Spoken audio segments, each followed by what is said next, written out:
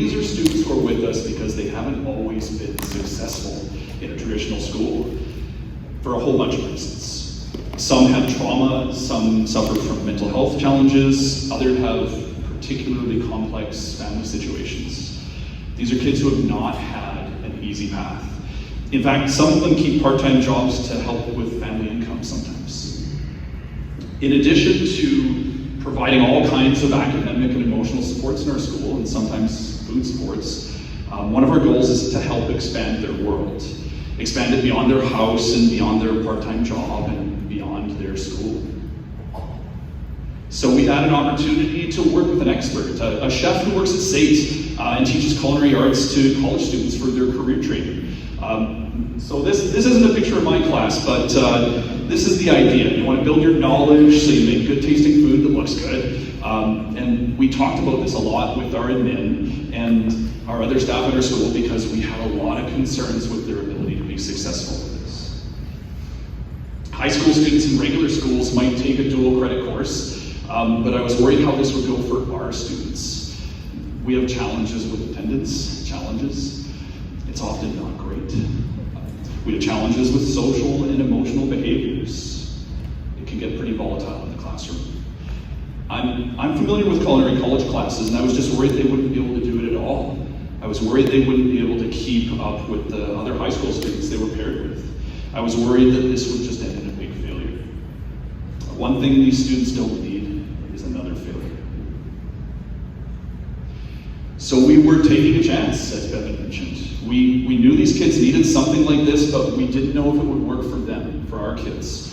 So we got started, and these were full-day classes working with our two chefs, Chelsea Radke from the Black Dog Bakery in Calgary, and Andrew Keane, who's worked at a variety of places like Vintage and a Rush restaurant.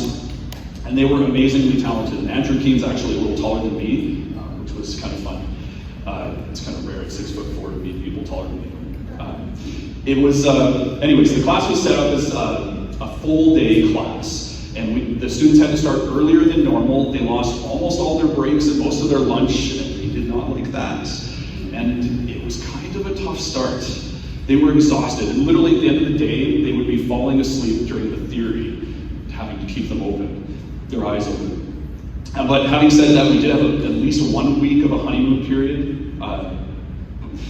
Then the wheels kind of came off a little after that. I'll let our students tell you about how that went.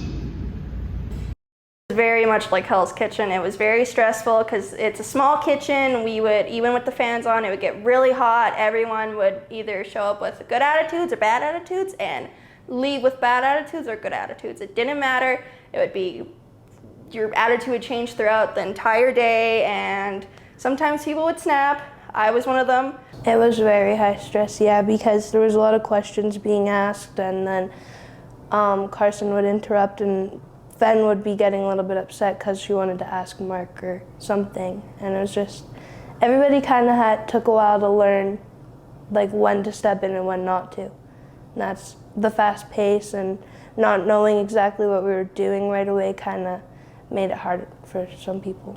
It was hard to get everything done in a day because there were so many like steps to each recipe, and the chef moved on really fast, so we couldn't really like keep up and just fell behind, and then everybody was getting stressed out because we had one recipe on the go and we'd have to be making another one, and you couldn't stop moving, you'd fall behind. Like we'd put all the bowls up and we'd prep all of our ingredients, and then you would get on it, and if you missed something, you'd be set back another half hour.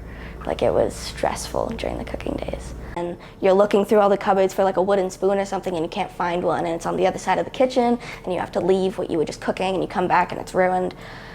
That happened way too much. So it was a hot kitchen. There was lots of pressure. Things were on the go. I was really worried sometimes that it would just kind of go downhill until it wasn't manageable for them.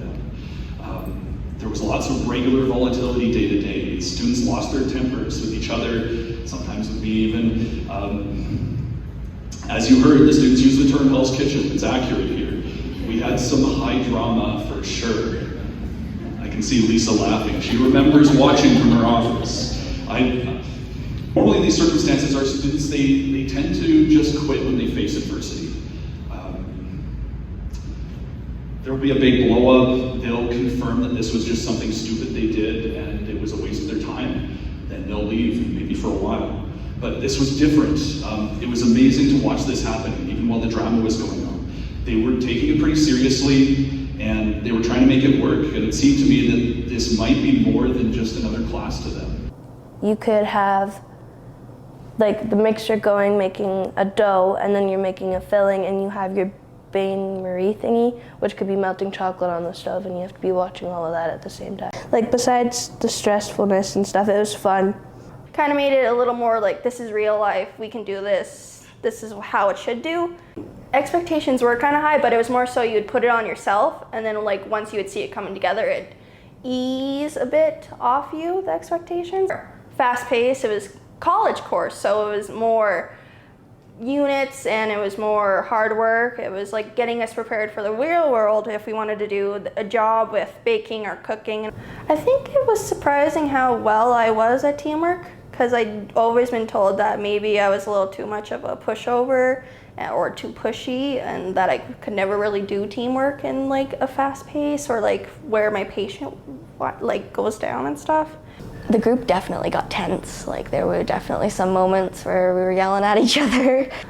I don't know, we'd just get emotional and kind of snap on each other, and then we'd leave the kitchen and be like, hey, sorry, I didn't mean it like that. And then we'd come back in and we'd bond over cooking, and I found that really to be cool.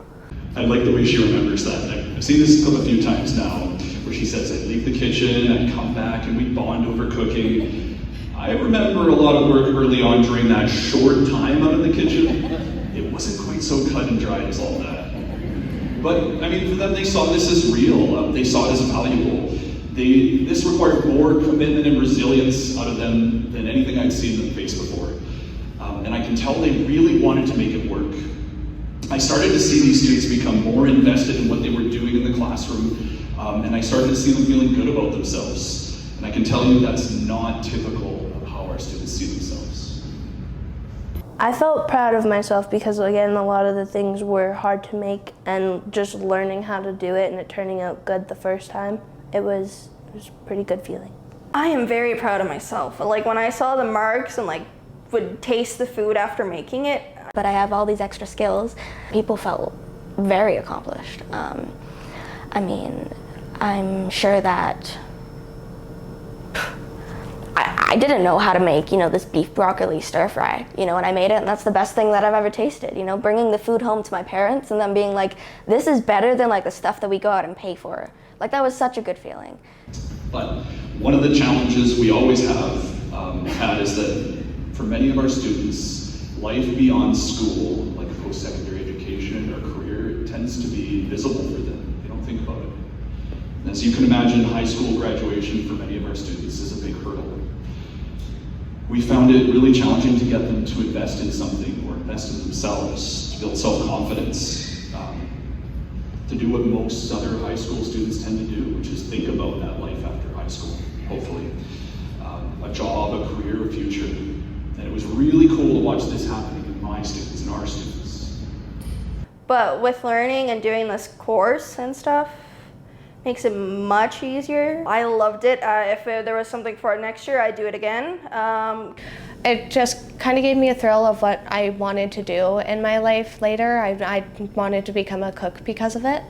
We've all struggled in the public school system, right? And we were anxious about coming here, and then we get introduced to this class and we're good at it. And it's the first time some of these girls have been good at anything in a really long time, and that's a very I don't know, it's a good feeling. Yeah. So I mentioned challenges with attendance. These students miss a lot of school, which can be quite frustrating. They didn't miss this class, despite the fact that it was a full day. We have emotional volatility on a regular basis in our school, and sometimes students don't come back for a few days, or worse, maybe a few weeks. But they work through the situations, the interpersonal conflict, the struggle with the class to kind of push past. One of the girls even came to complain to me that her aunt was making her cook Thanksgiving dinner because she was so good at cooking now. She was sort of angry about that, but also proud. And it was really authentic to see that coming from them. We saw a change in these kids because their long term, maybe their careers, maybe post-secondary education, suddenly was possible for them, something they hadn't seen before themselves. And what had started off as a bit of a gong show, and certainly had some other bumps along the way, ended up being successful and really important for our students. I would absolutely do this again. I was in the class with them, but they were working for the chef, and somehow this gave them something different. It felt real to them the way it hadn't before, and it helped open a door to what their life could be. And for some of them, they saw a version of themselves they just hadn't seen before. Thank you for letting me share this today.